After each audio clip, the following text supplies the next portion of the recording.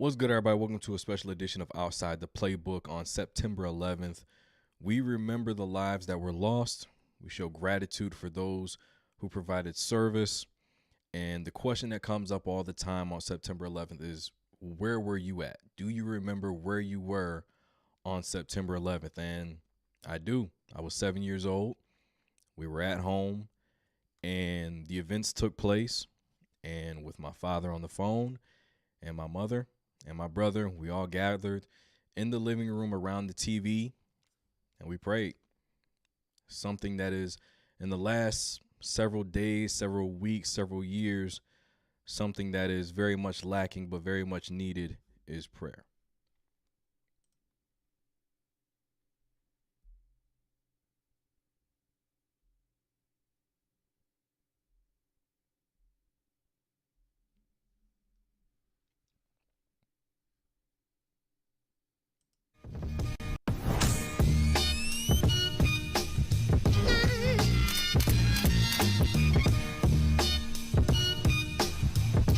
I just want to say from the bottom of my heart, I'd like to take this chance to apologize to absolutely nobody.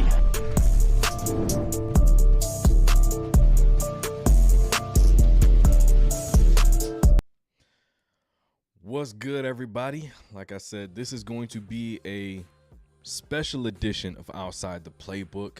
Considering that it is September 11th, we are going to focus on Team USA basketball, Team USA history, and a conversation needs to be had because Carmelo Anthony being inducted into the Hall of Fame, something that everybody's been on the fence about for whatever reason, not wanting to acknowledge how great of a player Carmelo Anthony was, his contributions to the game, what he brought to the table, not just his scoring ability.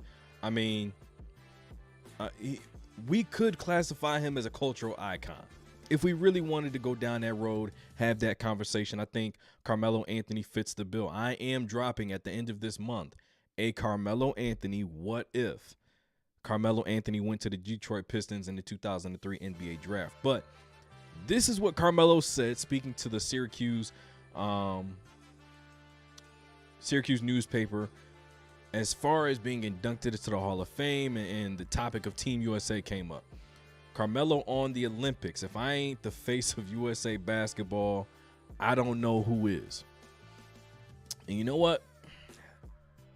Let me read this. All right. Carmelo Anthony will be enshrined into the Naismith Basketball Hall of Fame Saturday for a career of excellence that included 10 NBA All-Star appearances, 19-year pro career in Denver, New York, Oklahoma City, Houston, Portland, and the Los Angeles Lakers. He is undoubtedly one of the best scorers in NBA history, but the former Syracuse star will also be recognized as part of the USA Basketball's Redeem Team, the 2008 Olympic squad that redeemed a 2004 bronze medal to win gold in Beijing and restore America's reputation as exemplars of the game. Anthony is best known in Syracuse as a player who delivered the Orange its only national title in his first and only year with the program. He's also a four-time Olympian, a man who won 2004 bronze as a 20-year-old, then gold in 08, 12, and 16. He ended his Olympic career with, 336 points, 31 games played. I included the World Championships and all that, but he goes on to say, if I ain't the face of USA basketball, I don't know who is. Now, he can talk his talk, all right? The man, from 2002, he was part of the Team USA all the way up to 2016, all right? So 14, 15 years, right? I was thinking, I was like, man, he did have a long run. He was, elite for Team USA. We're going to have a conversation at the end of the episode where we discuss, a 12-man roster. If I was to draft in a pool from a pool of players, all the players that played on Team USA in NBA history, right? Draft all of those players into a 12-man roster, what would it look like? Carmelo Anthony is in that pool. I got to thinking, who else could possibly be the face of USA basketball? And I'm always the guy that's going to go by, okay, achievements, accolades, rankings, statistics, and I didn't even make it to the accolades. I didn't even make it to the rankings because there is one individual by the name of Kevin Durant who entered into the chat immediately. And look, Carmelo, you my guy. All right? Peace, God. You're going to have to sit this one out. You're going to have to sit this one out, man. You're going to have to sit this one out. This is Carmelo Anthony compared to Kevin Durant. Again, this is not accolades. This is not achievements, anything like that, all right? This is just the three major categories, medals and games played, all right? And if you look at Kevin Durant's side, he did more in less time. 49 games played compared to 37, 3 gold medals compared to 4, 13.9 points compared to 19.2, 4.1 rebounds compared to 5.1, 1.2 assists compared to 2.8, and we got to include the fact that Kevin Durant doesn't have any bronze medals on his resume. Kevin Durant's won nothing but gold medals since he started hooping, and not to mention, there's a good possibility that he plays in 28. The man is 35, all right? It's a good chance he plays in 28 as the vet of the team, or if he's still a starter. We'll talk about one of his performances later on in this stream. But you're just gonna have to sit this one out, Melo. I know you was riding high, you know, Team USA going into the Hall of Fame, same time you going into the Hall of Fame. They tell you not a Hall of Famer. You walk away with 2 jackets in the same night. You was riding high. I understand that, but Slim Reaper got it, man. Kevin Durant is the face of USA basketball. The next thing we're going to discuss is who was the best Team USA. Before we get into that, check this ad out, and we'll be right back. Yo, I've rocked a lot of throwbacks, but this Mitchell and Ness drop, next level. They just dropped a basketball-styled hockey jersey collection, and it's the best I've seen. Basketball-styled hockey jerseys from Mitchell and Ness, officially licensed by the NBA store powered by Fanatics. Top-tier quality, next-level design, and an unbeatable price at $159. This drop is for the real ones, the collectors, the fans, the players, the culture makers. Don't sleep. Backed by NBA store powered by Fanatics, so you know it's official. Vancouver Grizzlies Bibby, Lakers legend Shaquille O'Neal, The Worm Dennis Rodman's legendary 91 in Bulls throwback red and black, and more. Tap in while supplies last. Now, something that we have to discuss on this episode is who was the best Team USA. Okay, now we already know that I've done a number of episodes having this same conversation, but if you haven't and you're new to the channel, we got to talk about it. All right, hop in the group chat, let me know your thoughts. One thing that I want to point out is that 2004 is not going to be included on this list. Look at the very last thing right here. Better than 04. That is the bare minimum. Okay, and considering that 2004 is the only team without a gold medal on here, it ain't gonna be hard to do. All right, but we have to talk about this past year's Team USA squad, and we have to talk about the year 2000. The two teams nobody really talks about. Okay, nobody ever discusses these two teams in terms of all time. 96 rarely gets any love. Dream Team 2, they rarely get any love. They had a stacked squad. Penny, Grant Hill, Shaq, Hakeem, David Robinson. Team was stacked. Nobody talks about it at all. Karl Malone, nobody really gives 96 the respect they deserve, but they kind of like the sleeper. We did an 8-team tournament, right? Put them all in the tournament, single elimination. 96 is probably the scariest team on this list in terms of you had better bring your A game or you getting cooked, especially in the post. Hakeem, David Robinson, and Shaq, and Karl Malone playing the 4. I'm pretty sure Charles Barkley was on that team too. Anyways, all right, bring your A game or you getting cooked. better than 04. When I look at that, I'm choosing between this past year's team and the year 2000. Year 2000, when I look at that team, I say, that'd be cool, cool little lineup if you was like the East or West All-Stars. You're not blowing me away when I'm comparing them to the field. So stacking that team up versus what we saw from Stephen Curry last year, what we saw from Kevin Durant last year, LeBron James, you add in Ant-Man, Anthony Davis. Embiid was on one leg and he still cooked Nikola Jokic, right? So in terms of that, when we look at it this way, I'm going to have to say that I'm going to go with last year's team.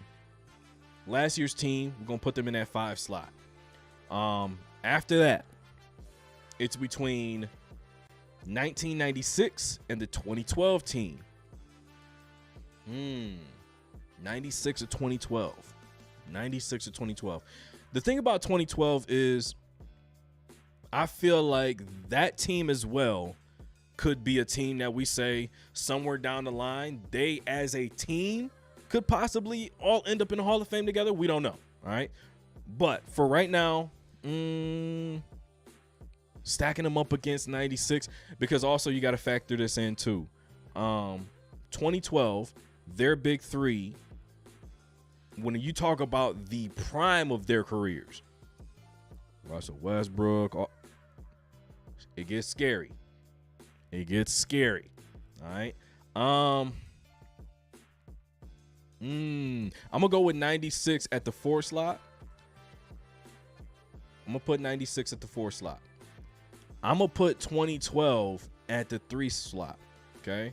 Now, the reason I put 2012 at the 3 spot and not the 2, and I know there was a conversation that ended up getting the Dream Team and the 2012 team on the NBA 2K because they had their back and forth. They asked Kobe, we'll cook them, which, hey, there's an argument to be had there, right?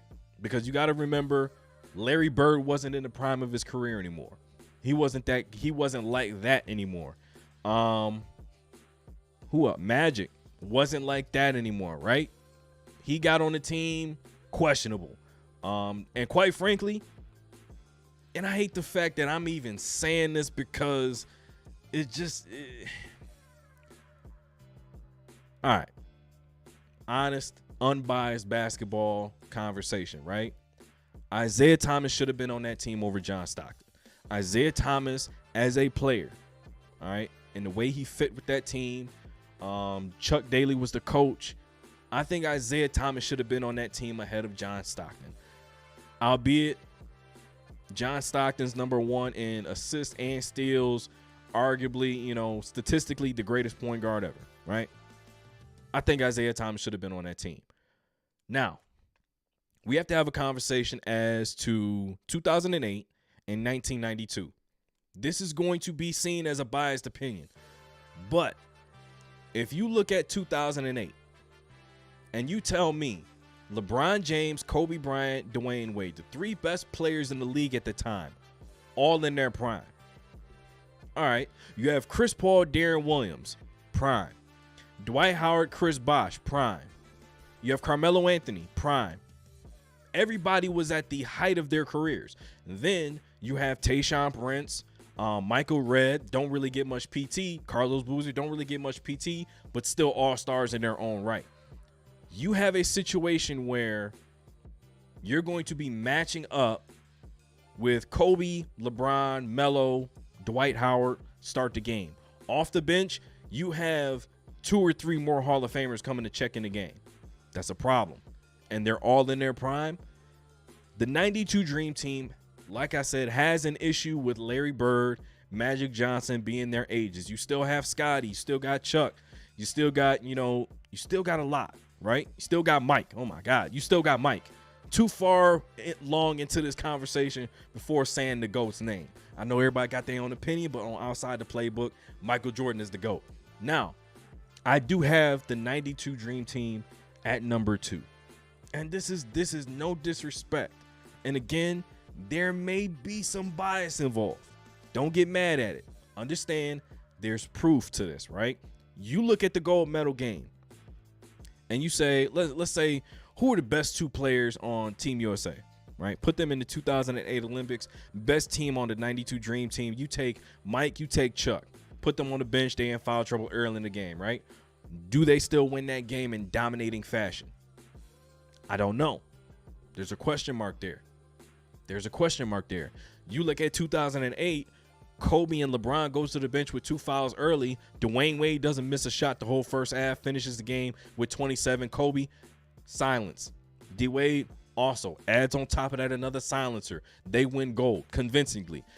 I don't think that happens with any other team. Now, you can make the case that maybe for the same reason, 2012 should be over, the 92 Dream Team. But like I said, there's only 2 teams on this list who has an entire roster put into the Hall of Fame as a team.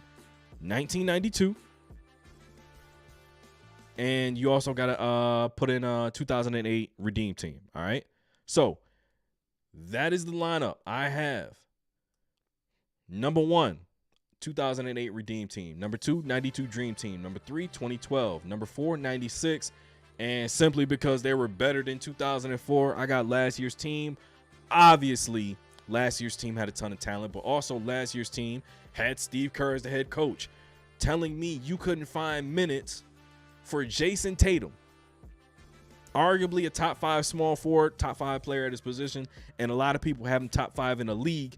You can't find minutes for him next to LeBron James, Steph Curry, Kevin Durant, Anthony. You can't find minutes. That's what you're telling me. And then, Devin Booker, he had to play a role as a defender. Not his best role.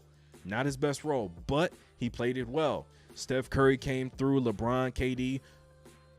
But it was some games that got a little shaky. I mean, they was down 17 at one point in one game. LeBron, Steph, KD, they did what they do best. All right, so respectfully, I got them on the list as better than the 2014. Next thing we're going to talk about, the top 5 performances from Team USA, in my opinion. Before we get into that, check out this ad real quick.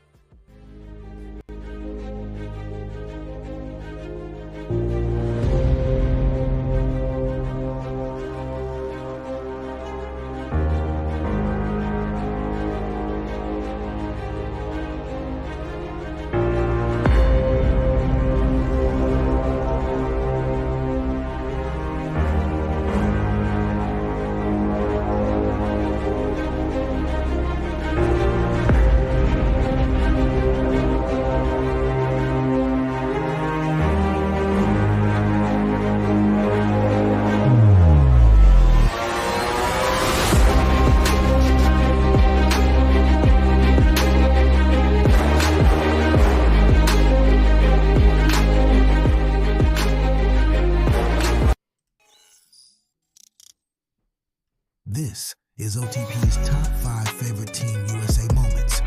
Number 5, LeBron adopts another son at the Olympics.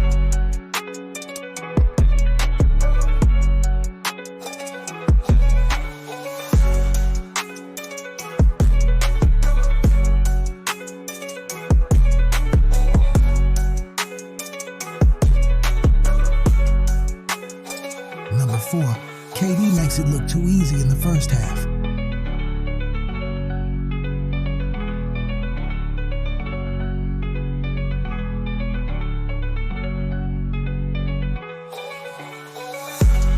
Number 3, Wade with the steal. This time, Kobe finishes the oop.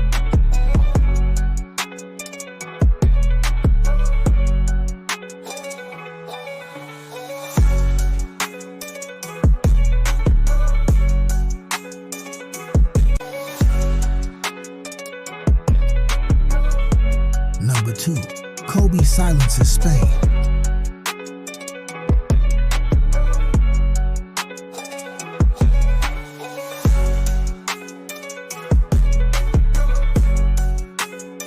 Number 1, Steph Curry puts France to sleep.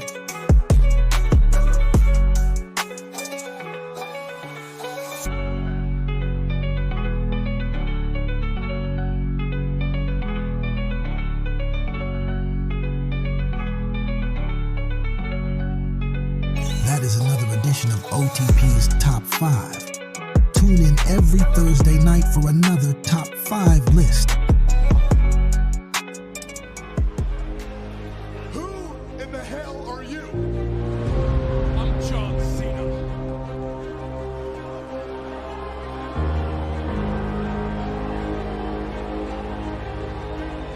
John Cena, huh? Will you tell me, what is the one quality that you possess that makes you think you got here, I'm going to face the very best in the business?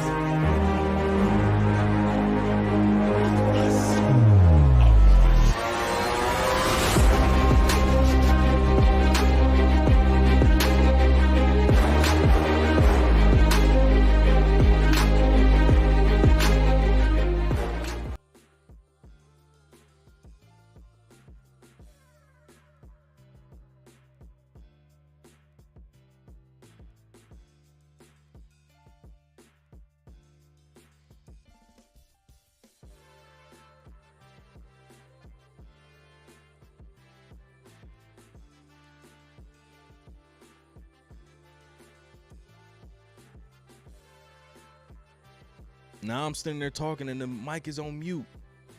But what I was saying was, you ever realize that you put a lot of time into something, you think it's, ready, final product, and then you just, all right, finalize it, not even thinking, right? Posted that top 5 video, clearly had the outro from last week. We still getting better, we still cooking, but, hey, players mess up sometimes. But in the final segment, the last conversation we have to have in this episode, we are going to draft 12 players to complete a Team USA roster. All right, the best possible roster you can come up with, 12 players. All right. Now, one thing I want to start out with, and I'm going to do it like this. I want to start out with who's going to be my big 3. And this is, when it comes to Team USA basketball, most Team USAs are built like this. Not saying, they go down the roster, all right, who do I want to be the best player or anything like that. They say, who is going to be the individuals we build this team around, right? First things first, we got to have the GOAT. All right, we're going to have the GOAT.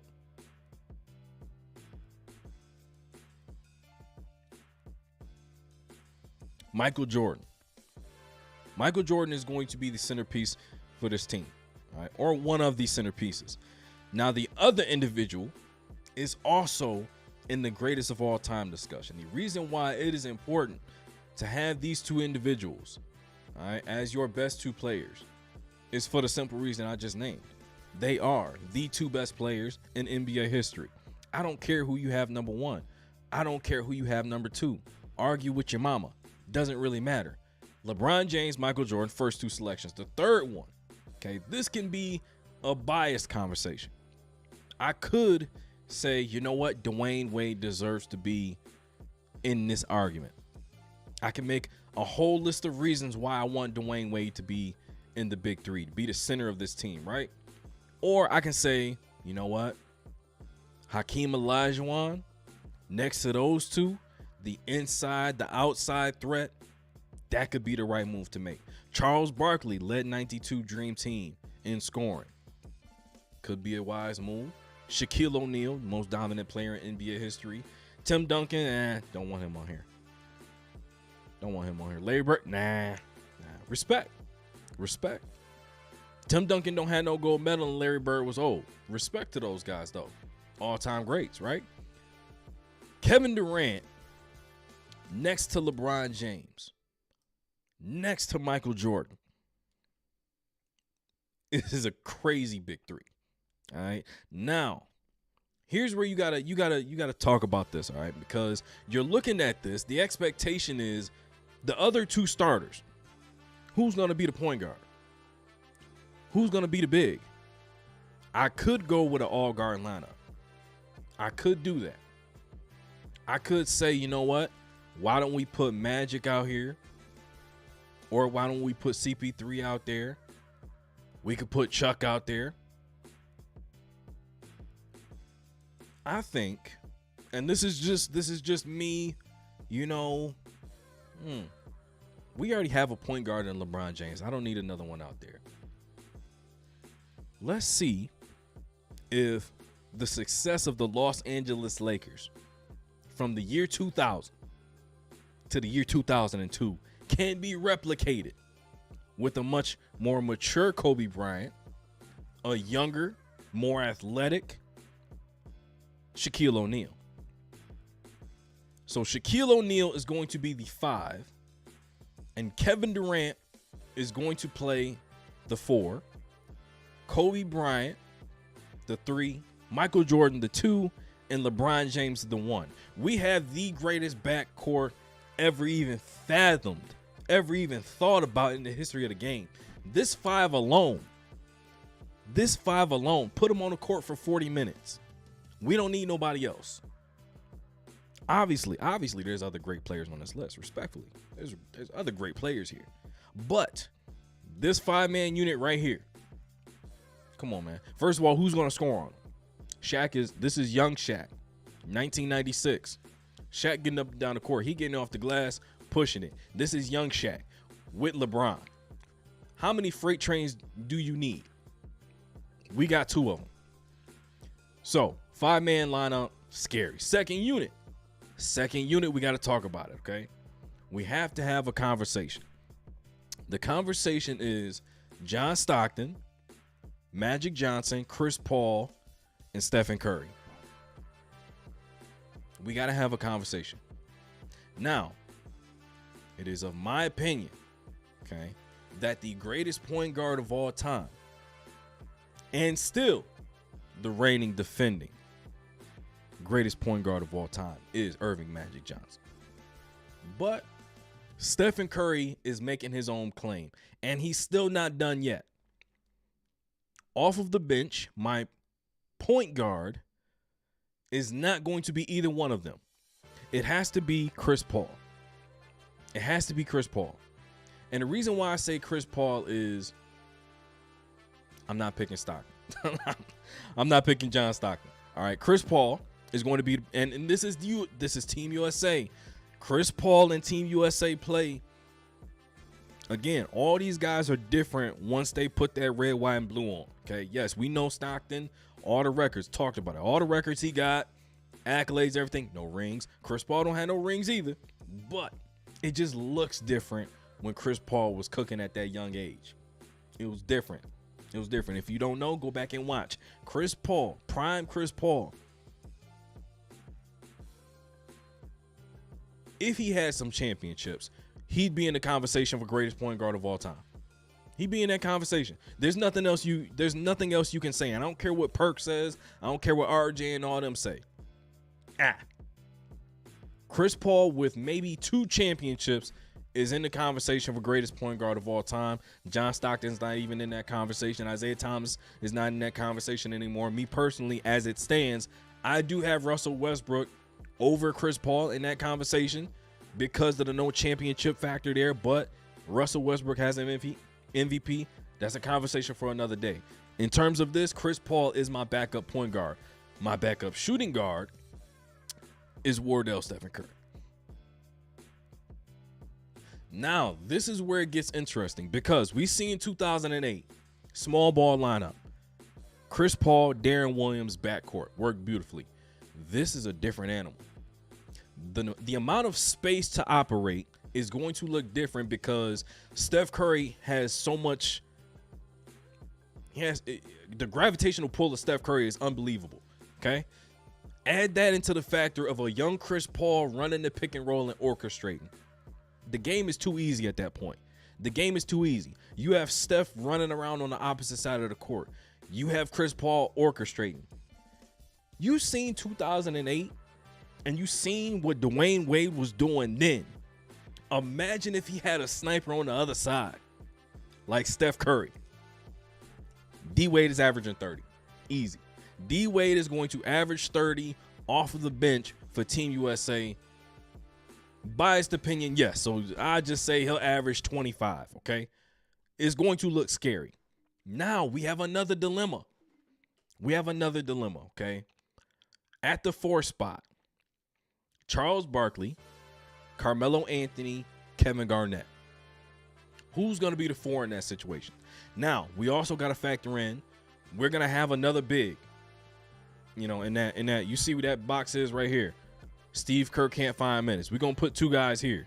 All right, that just means they on the roster, but they ain't going to get much PT until we reach that 30-point lead mark, because that's going to happen pretty quick, right? So ain't nobody scoring on us. Who's going to be the perfect pause? I ain't got to say it. You know what it is. That next guy in the second unit. Because we have Steph, floor spacing isn't necessarily that big of an issue. Chris Paul, though, being the ball handler, that does make it a little bit interesting, because now you have a shooter on one side, slasher on the other in D Wade, orchestrator in Chris Paul. Now you're going to have a situation where, do we need somebody that can hit a midi to a 3? Because we're definitely going to have a live threat at the 5. Somebody that can operate a pick and roll with. Do we go with Charles Barkley? Somebody that really I got to feed. Not really I have to feed, but it's more of a give it to him and get out of the way type thing. I already have that in Dwayne Wade. Carmelo, don't really need to worry about stretching the floor, because obviously we have Steph. Carmelo might fall into the Steve Kerr category.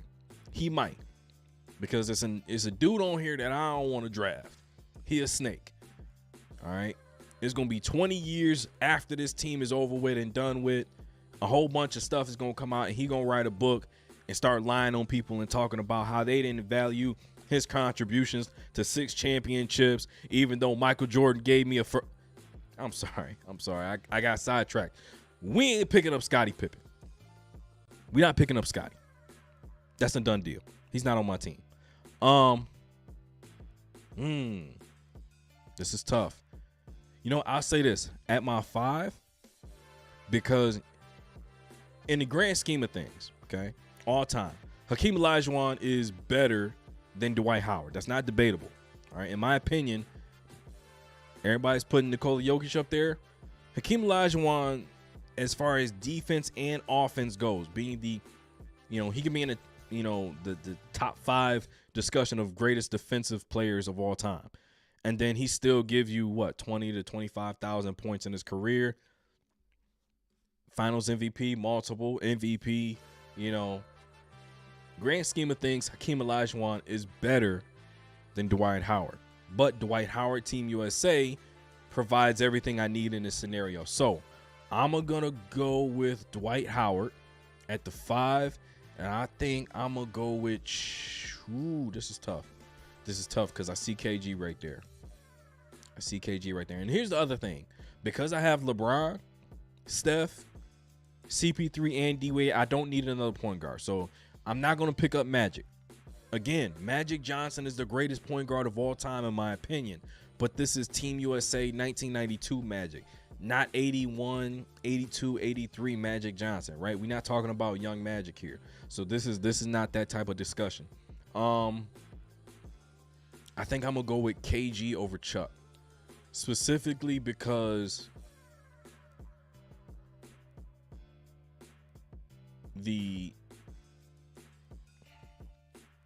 Chuck was still Chuck at that time. He got MVP the following season in the NBA, so it's not like he couldn't hoop no more. It's just I like KG better. I mean, let's be honest. I like KG better. All right, so Kevin Garnett, Dwight Howard, D Wade, Steph, and Chris Paul. That's my second unit.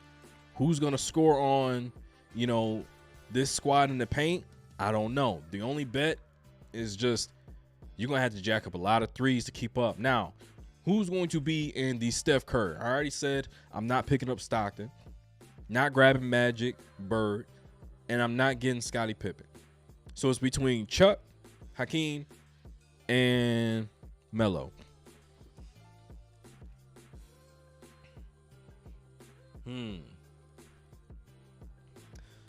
The odd man out is Juwan in the Steve Kerr doghouse. But who's going to make it between Melo and Chuck? Well, let's see. how much shooting we have. I'm going to go with Melo. I'm going to go with Melo specifically because if you think back, I think Melo had a game where it was like 33 points in 15 minutes. Missed one shot, if something like that. He didn't get hot. I got Melo as top 5 scorers. Top 5 scorers of all time. So if I look at this roster, I say Shaq at the 5, KD at the 4, Kobe at the 3, Mike at the 2, Bron at the 1. Off the bench, Dwight at the 5, KG at the 4, D Wade at the 3, 2 Steph, 1 CP3, and I got Melo and Hakeem rounding that team out. I'm not mad at this team at all. Now look, I do know David Robinson is on here, Chuck, Magic, Bird, Stockton, Pippen. I know they all on here. You can't pick more than 12. So there's going to be people left off of this list, but I'm pretty happy with the 12 I got right here, and I think they easily win gold. They probably going to win by 30. LeBron James and Michael Jordan as your backcourt is insane. The fact that you round that lineup out with KD, Kobe, and Shaq, you come off the bench, the greatest shooter of all time, 3rd greatest shooting guard ever, 2 of the best defensive bigs ever. Then you have another greatest defensive big ever, one of the greatest scorers of all time, one of the greatest. Come on, man. Talk to me nice. This team is beautiful. But let me know in the comments who you think should be on a 12-man roster all time for Team USA. Again, special thanks to the men and women who served on 9/11, and we remember those who were lost. Give this video a like, subscribe to the channel, check the comments, click the link in the description to get discounts on brands like Fanatics, Dad Gang, and Dubby.